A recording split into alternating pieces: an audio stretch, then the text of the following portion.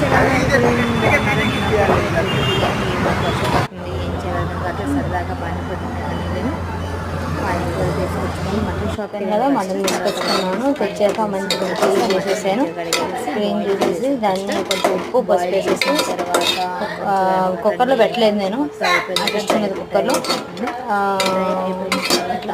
మొత్తం ఉడికిన దాకా మంచిగా వాటర్ పోయిన దాకా హీట్ చేసుకోవాలి. స్టవ్ ముట్టించుకొని కళాయి పెట్టుకోవాలి.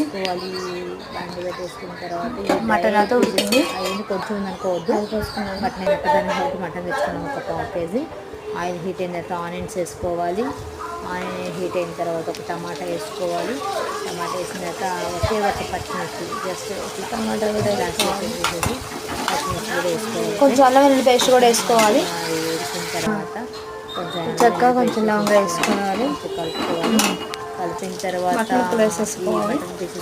సాల్ట్ ఉప్పు పసుపు వేసేసారి కొన్ని వాటర్ పోసుకోవాలి. మంచిగా ఎట్లా ఉడకాలి. ధనియాల పొడి కొంచెం కొబ్బరి వేసుకోవాలి.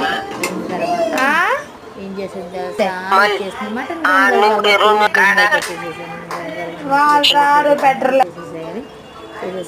చేసేసి చెక్ చేసేసుకోవాలి. చెక్ చేసేసిన తర్వాత ఇంకొంచెం వేసుకోవాలి. ఇంకొంచెం కలిపేసేసుకోవాలి.